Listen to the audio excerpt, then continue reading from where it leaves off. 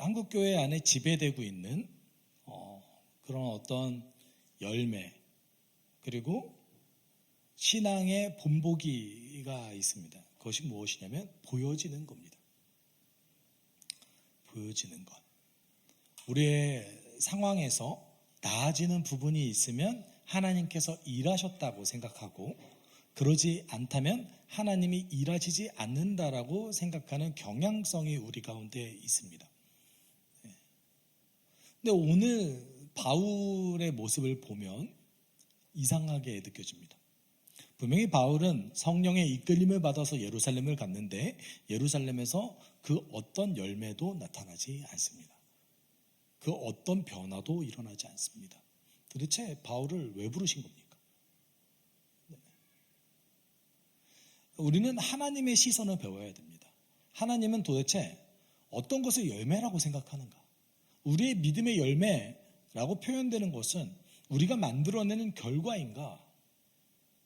만약 그렇게 생각한다면 교회는 대략 300년이라는 시간 동안에 그다지 열매를 만들어내지 못하는 집단이었습니다. 물론 굉장히 긴 시간을 놓고 어떤 그래프를 그려보면 상당한 열매가 있었지만, 적어도 여러분, 우리는 눈에 보여야 되잖아요. 아니세요? 눈에 보여야 그래도 뭔가 내 삶에서 하나님이 일하시는구나 라고 생각할 것 아닙니까? 근데 하나님은 하나님이 일하신다라는 개념을 우리와는 조금 다르게 생각하시는 것 같습니다. 오늘 바울의 모습을 함께 보면서 우리가 가지고 있는 그 믿음의 열매에 대한 오해들을 좀 풀어나갔으면 좋겠습니다. 저도 항상 이것과 싸웁니다. 저도 항상 이것과 싸워요. 그럼 바울이 예루살렘에 도착하고 나서 예루살렘에서 율법을 지키는 모습을 의도적으로 보여줬습니다. 그것이 예루살렘 교회의 요청이었죠. 그리고 바울은 그것이 예루살렘 교회와 자기 자신, 그리고 앞으로의 사역에 더 도움이 될 거라고 생각하고 예루살렘 교회의 요청을 받아들였습니다. 대략 7일 정도 성전에서 정결 예식을 함께 치렀습니다. 그 7일이 지난 다음에 문제가 발생했어요.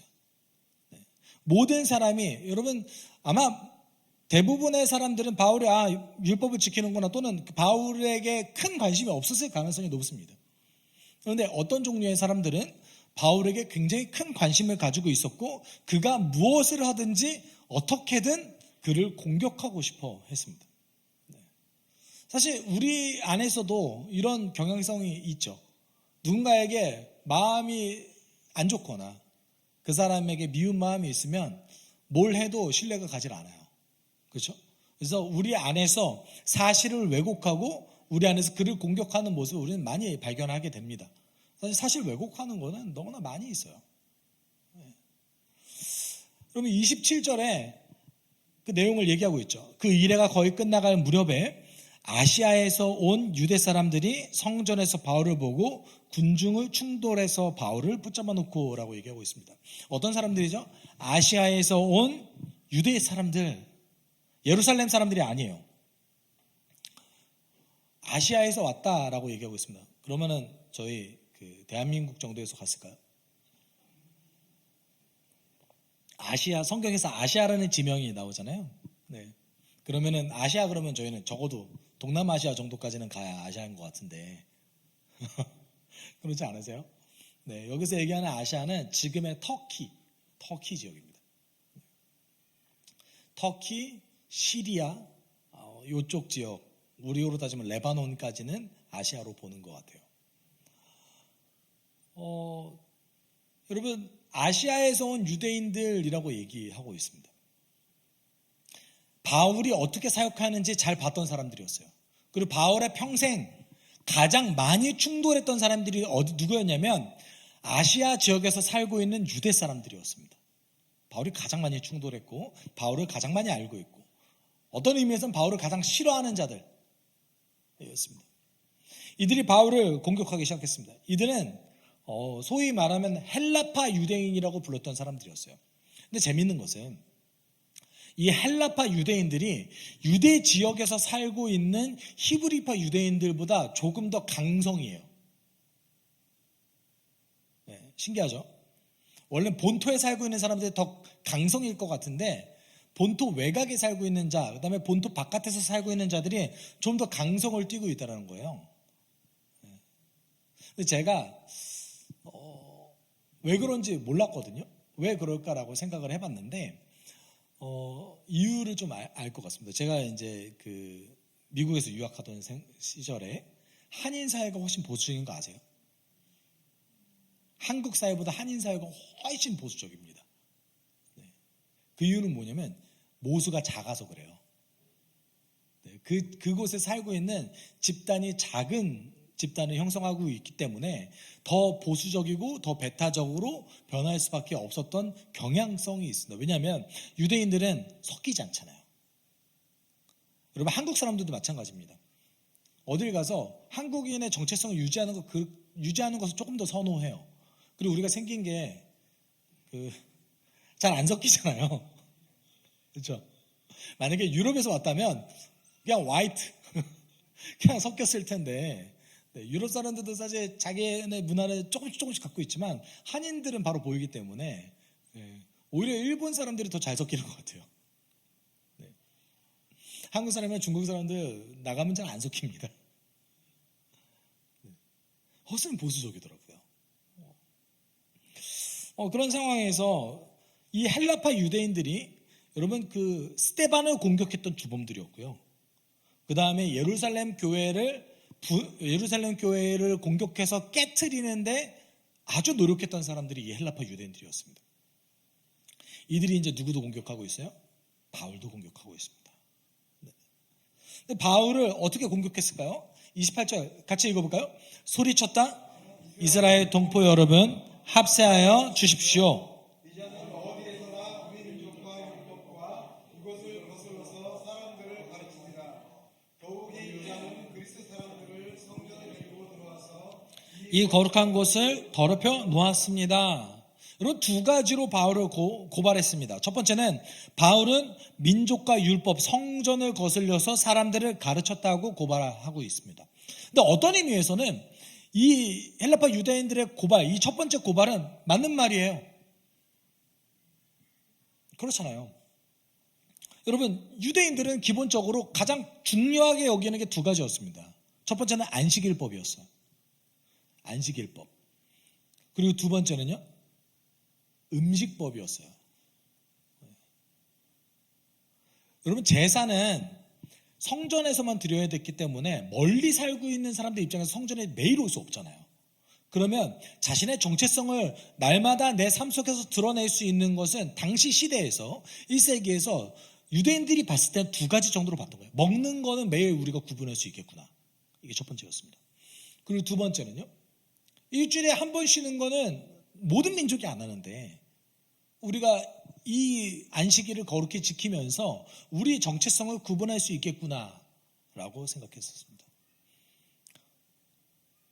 여러분 바울이 이에 대해서 어떻게 생각했습니까? 안식일 지켰습니다. 그런데 유대인의 눈으로 봤을 때는 안식일에 일하는 사람처럼 비춰졌을 거예요. 왜냐하면 성도들을 적극적으로 가르쳤거든요. 랍비도 아님에도. 랍비가 아니었잖아요. 두 번째는 음식법. 저는 개인적으로 바울이 음식법 지켰다고 생각합니다. 음식법 지켰을 거예요. 그런데 가르치기는 음식법 괜찮아 이렇게 얘기했어요. 여러분 같았으면 어떻게 생각하실 것 같으세요? 저 내로남불 저거 지는 지키고 다른 사람한테는 지키지 말라고 얘기한다고? 가장 결정적으로 바울은 정결에 대한 유대의 율법을 어겼어요. 그 뭐냐면 이방인들과 교류했잖아요. 여러분 그 유대인들의 생각에서는 부정하게 된 것을 만지면 본인도 부정하게 된다고 생각했어요. 그런데 여러분 그 타 민족은 유대인들이 먹지 말라고 했던 음식들을 날마다 먹는 사람들이잖아요. 그러면 그 사람들과 이렇게 만지면 어떻게 돼요? 자기도 부정하게 되죠. 그 사람들과 대화를 나누면요. 자기도 부정하게 되는 거죠. 그러니까 엄밀히 말하면 헬라파 유대인의 눈으로 봤을 때는 율법 어긴 사람 맞아요. 모세의 가르침을 왜곡해서 얘기하는 사람 같아 보여요. 그럼 어떨 것 같습니까? 그들 입장에서는 정당한 주장이죠. 우리가 이거는 성경 해석의 왜곡 때문에 오는 거잖아요. 그렇죠.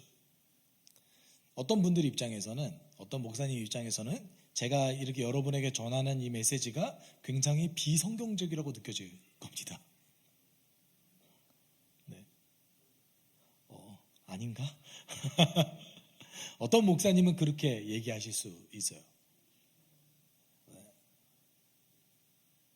여러분, 이것이 어떤 사람이 가지고 있어서 세계관이 전환됐는가 전환되지 않는가의 차이입니다. 사실은 어떤 세계관을 가지고 하나님을 보고 있는가, 나의 민족과 나의 이득을 위해서 성경을 보고 있는가, 또는 하나님을 중심으로 하나님이 만들어 가시는 이 세계를 중심으로 성경을 보고 있는가, 이 차이가 있는 거죠.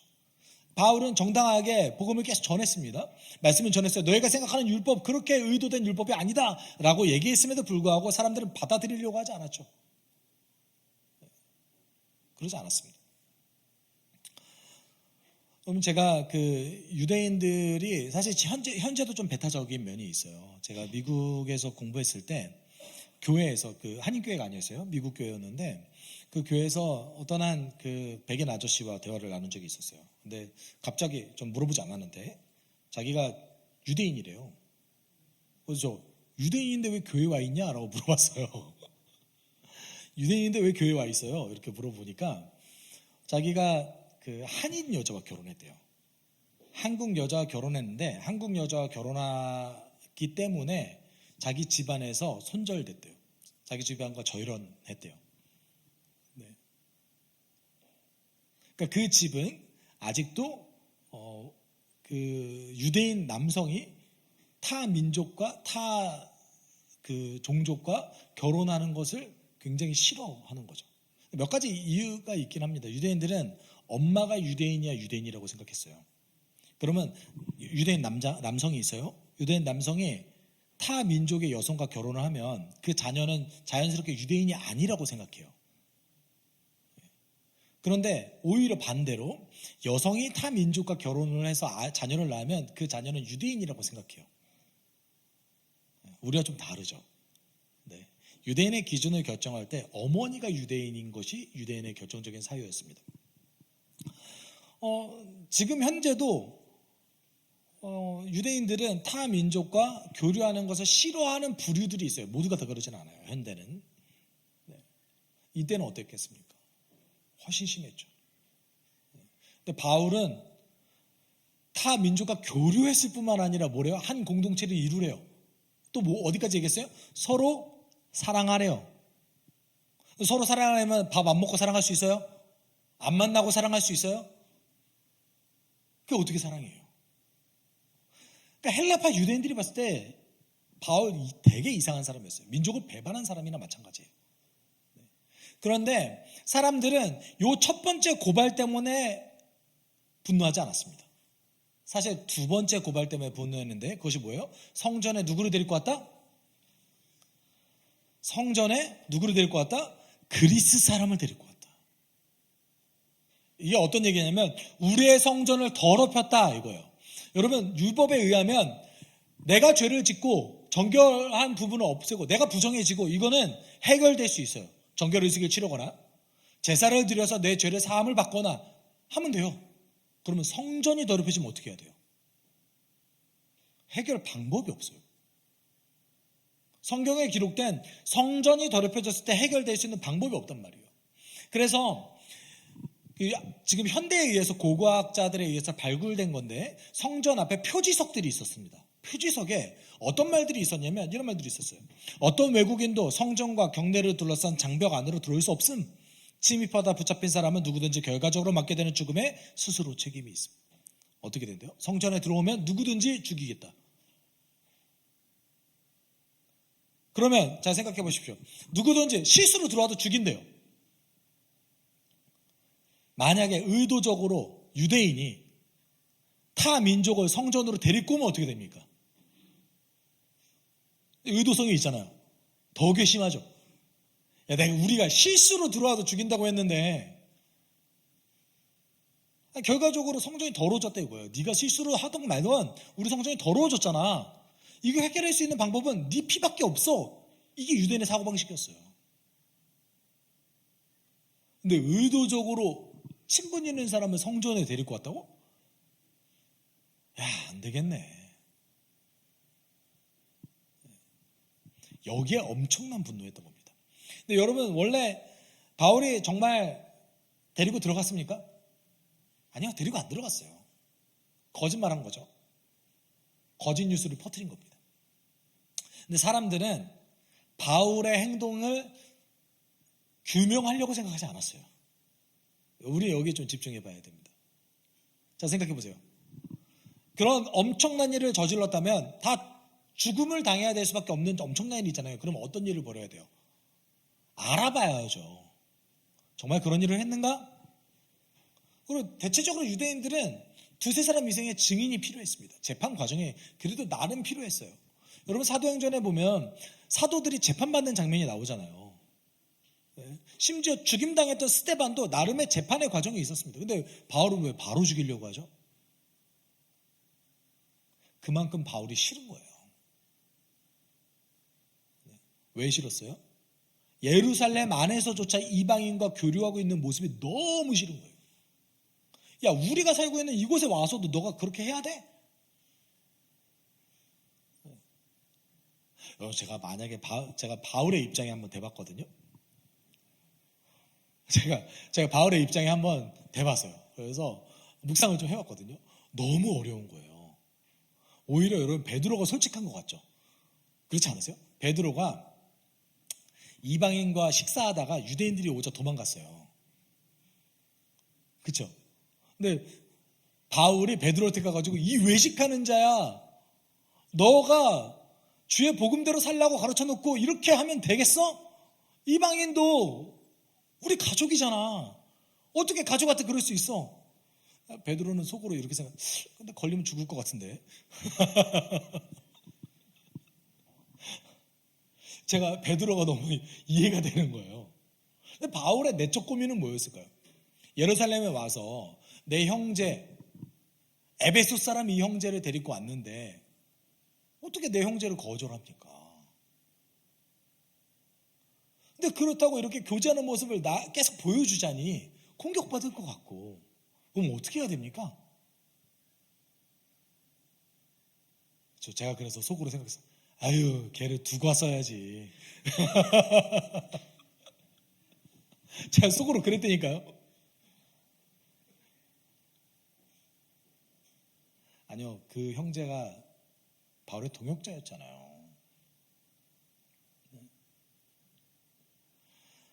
거기에서 저는 바울의 고민이 있었다고 생각합니다. 바울이 그걸 몰랐을까요? 알았을 거예요. 심지어 재판도 없이 지금 두드려 맞고 있어요. 아마 여기를 린치 당했을 거예요. 그때 이 소요 상태를 들었던 천부장, 여러분, 천부장이면 사실 굉장한 직업이긴 합니다. 로마 군단이 한 개 군단이 대략 한 10,000명, 그래서 10,000명이 좀 안 되거나 이러거든요.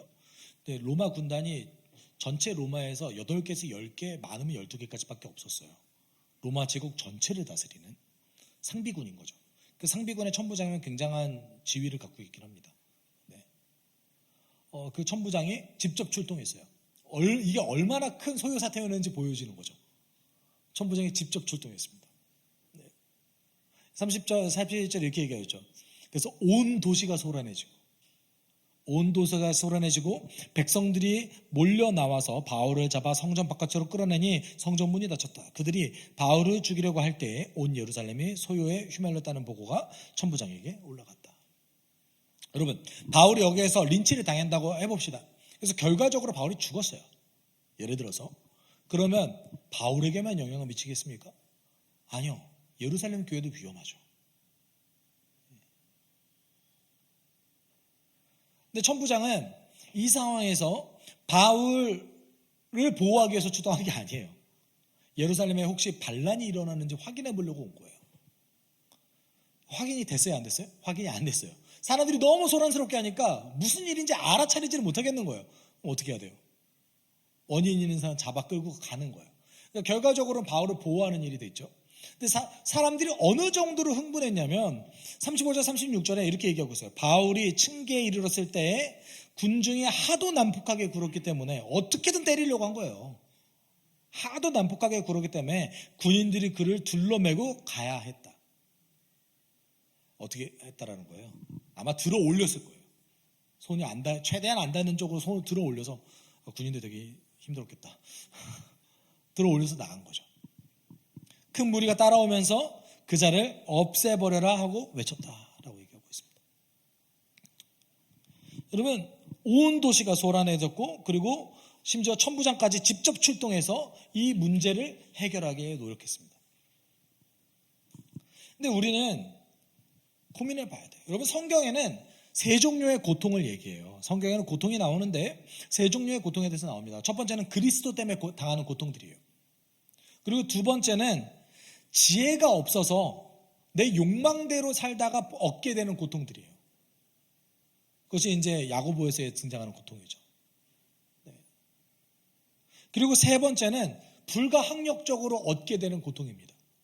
살아가다 보면 어쩔 수 없이 우리가 맞닥뜨리게 되는 그 고통, 이건 모든 사람들이 다 당하게 돼서, 왜냐하면 죽음은 그 누구도 피할 수 없기 때문에, 우리의 육체가 쇠하는 것을 그 누구도 피할 수 없기 때문에 불가항력적인 고통은 모든 사람이 다 당합니다. 제가 볼 때는 이 세 종류의 고통이 그리스도인이 다 당해요.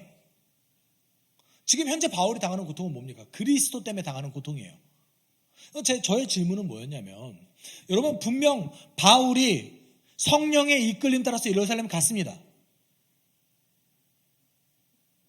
그리고 그 안에서 고통이 있대요. 성령이 여러 사람에게 바울이 예루살렘에 가면 고통스러울 것이다 라고 예고했습니다.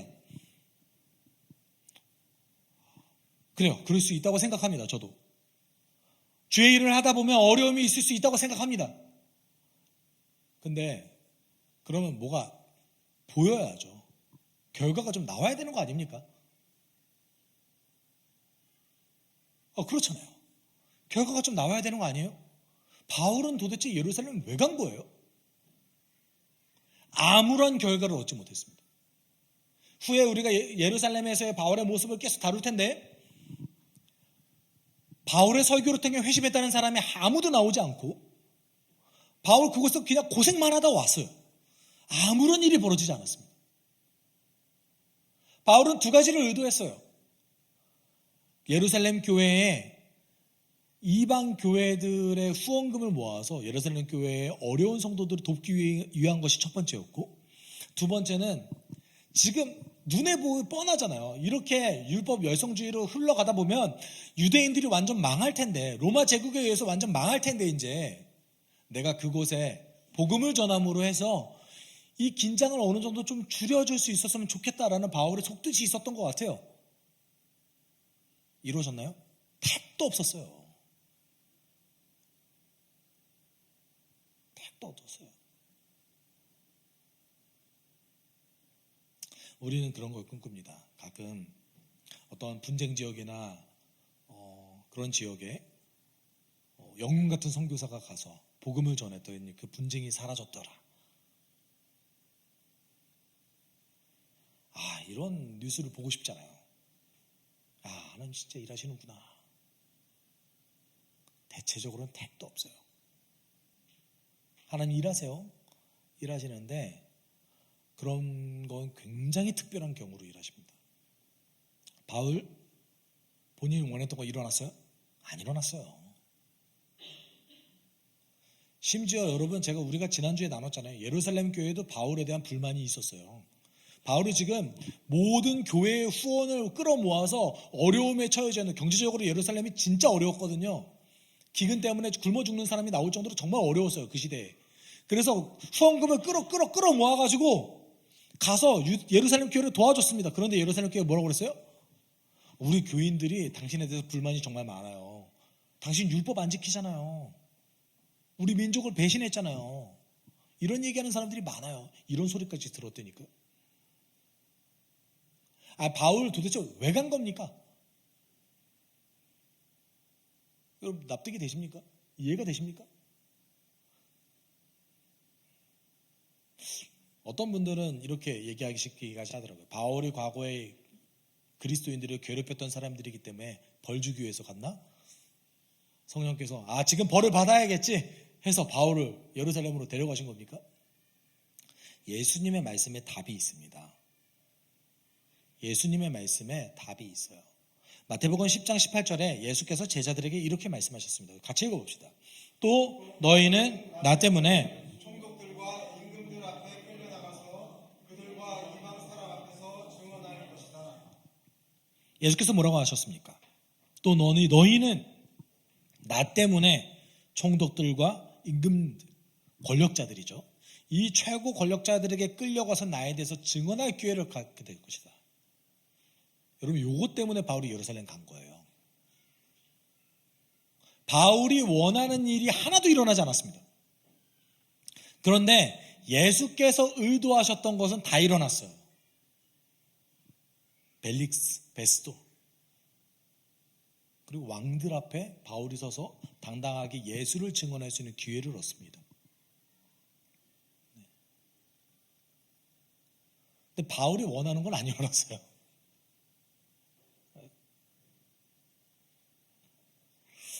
여러분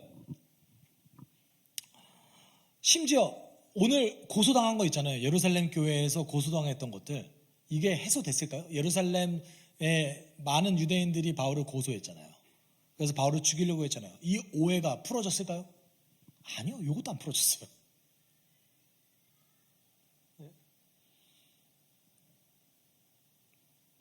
다만 성령께서 의도하는 바는 일어났습니다.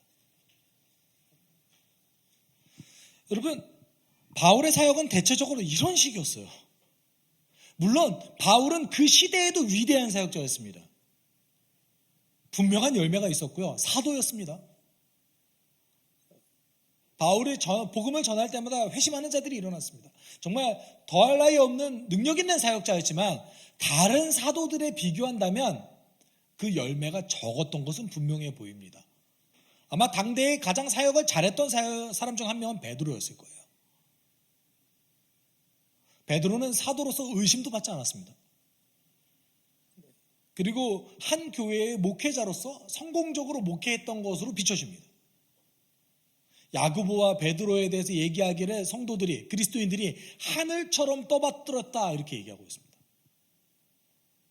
그렇다고 베드로가 교만해졌느냐? 그렇지 않습니다. 베드로전서, 베드로후서를 보면 베드로가 시간이 지날수록 겸손해지고 그가 그리스도와 가까워졌다는 것을 볼 수 있습니다. 이렇게 증거 중 하나가 뭐냐면 사복음서에 베드로가 예수 배신한 거 다 나오잖아요. 마태, 마가, 누가, 요한복음 전체 다 나오잖아요. 여러분 그 베드로가 하늘처럼 떠받들여졌을 때 쓰여졌던 성경입니다. 이거다.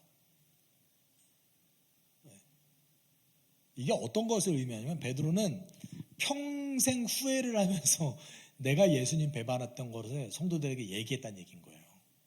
너희들 예수님 배반하지 마.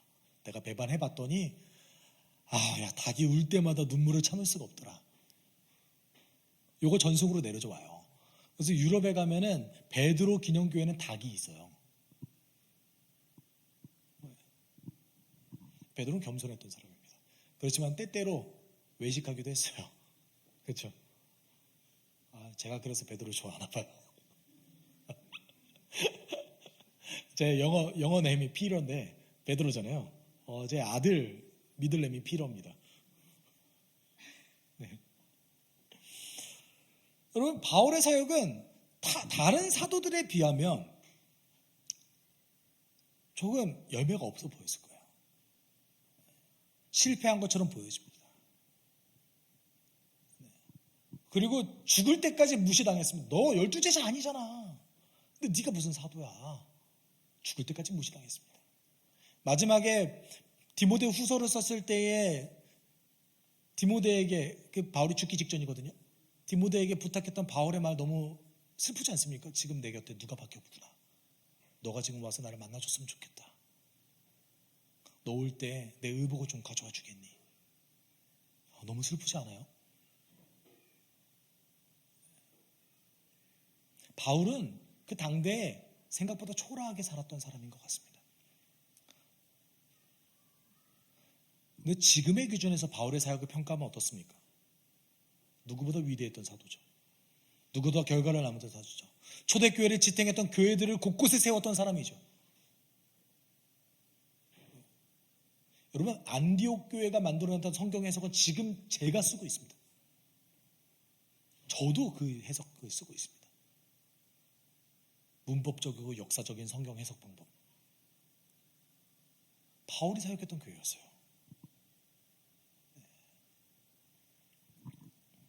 여러분, 솔직히 말하면 오늘 본문 속에서 바울에게 우리가 배울 수 있는 태도가 찾기가 쉽지 않아요. 왜냐하면 바울이 뭘 했는지 모르겠거든요.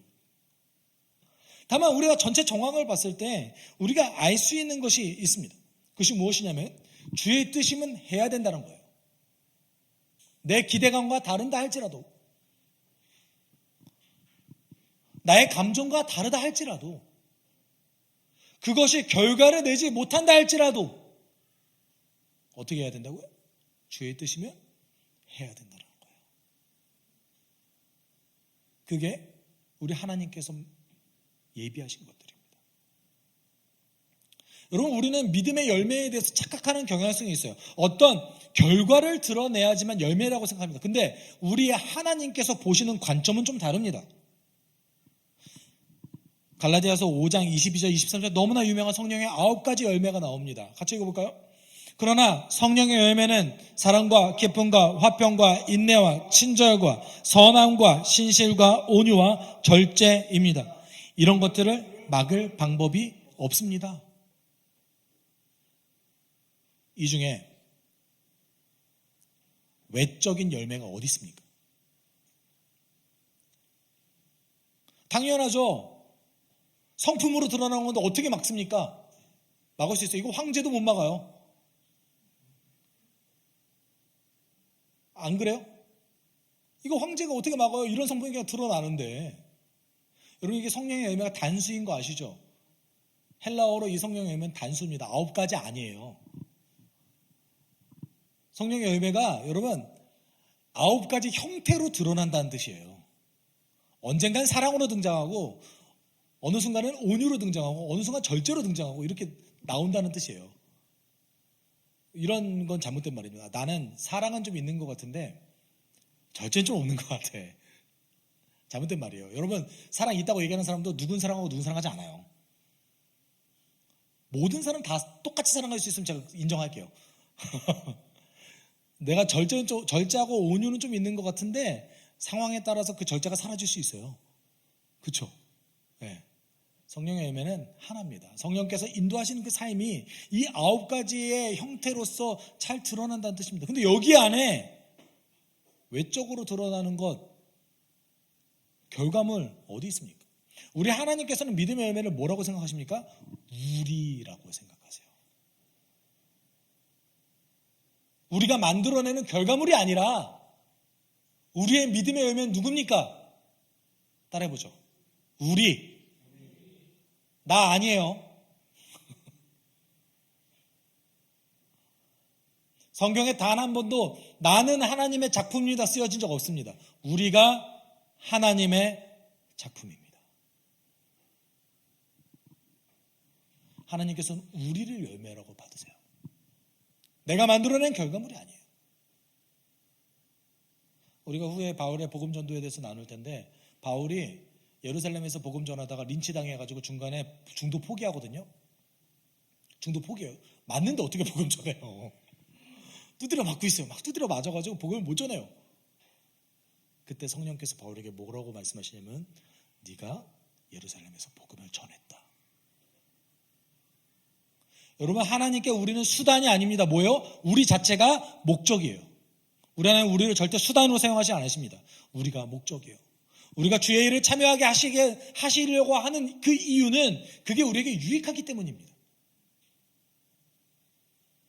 여러분, 하나님의 열매는 우리입니다. 여러분이 만들어내는 결과물 아니에요. 그 하나님께 뭐 얼마나 크겠어요. 우리가 어떤 위대한 걸 만들어내는데 그것이 우리 하나님이 그 존재에 비춰보면 뭐 얼마나 크겠습니까? 다만 우리 하나님께서는 그렇게 살아가는 우리를 기쁘게 받으신다는 뜻입니다. 하나님께서 이 바울의 모습을 보면서 얼마나 기쁘셨겠어요. 여러분, 우리 믿음의 열매에 대한 오해를 걷어냅시다. 뭘 만들어내야 하는 존재가 아니라 주를 따라가는 내가 열매임을 기억했으면 좋겠습니다. 우리 함께 기도합시다. 하나님, 우리는 우리의 감정에 따라서, 우리의 상황에 따라서 때로는 주님께서 하라시는 것들을 회피하고 피하는 경향성이 있습니다. 하기 싫으면 괜찮다고 생각하는 경향성이 있습니다. 때때로는 우리가 하는 그 삶의 헌신들이 무의미하다고 여기며 그냥 지나칠 때도 많이 있습니다. 그렇지만 하나님께서 주를 따라가는 우리 자체를 열매로 받으신다고 하셨습니다. 주님, 내가 주님의 복된 열매, 주님의 자녀로서 기쁨 받는, 사랑받는 자녀로서 복되게 살아가는 내가 되게 해 주님 도와주십시오. 자책하거나 후회하는 삶을 살아가는 것이 아니라 주 앞에서 진실하고 성실하게 살아가는 나 될 수 있게 주님이 인도해 주십시오. 우리가 함께 기도하도록 하겠습니다. 사랑 많으신 하나님 아버지 감사합니다. 하나님, 사도 바울은 자신의 사역 가운데 열매가 잘 드러나지 않았지만 때때로는 의미가 없어 보이는 일들을 했지만 하나님, 그것이 주님의 계획이었음을 믿습니다. 하나님, 그 과정을 통하여서 하나님, 그의 위대한 삶의 열매들이 그의 주변에 있는 수십 명의 그 제자들을 통하여서 그가 세웠던 공동체를 통하여서 이루어졌음을 믿습니다. 하나님, 우리가 하나님의 열매, 우리가 하나님의 작품입니다. 하나님, 내가 할 수 있는 것이 너무나 적지만 우리를 하나님께서 사용하셨을 때에 하나님께서 너무나 거대하고 큰 일을 이루어주실 줄 믿습니다. 주의 일은 당신께서 하셔야 됩니다. 하나님, 내가 주를 따라가는 그 삶을 드리기 원합니다. 열매를 받아주시옵소서. 그 어떤 누구도 우리 믿음을 막을 수 없다고 하나님 말씀하셨사오니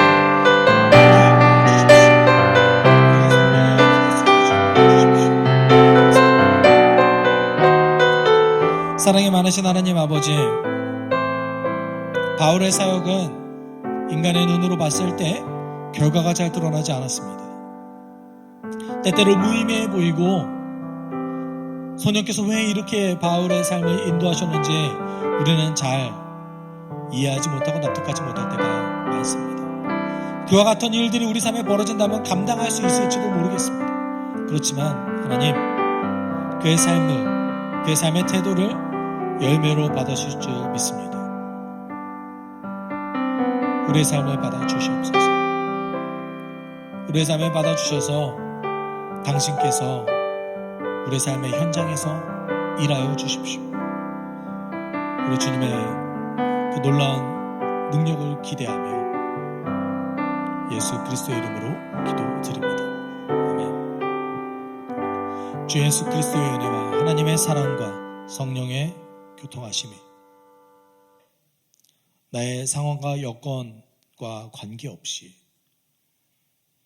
주를 따르는 삶을 열매로 받으시는 우리 하나님의 놀라운 능력을 기대하며 살아가길 소망하는 숲속교회 성도들 위해 그들의 한 주간의 삶 가운데 함께 있을지어다. 아멘.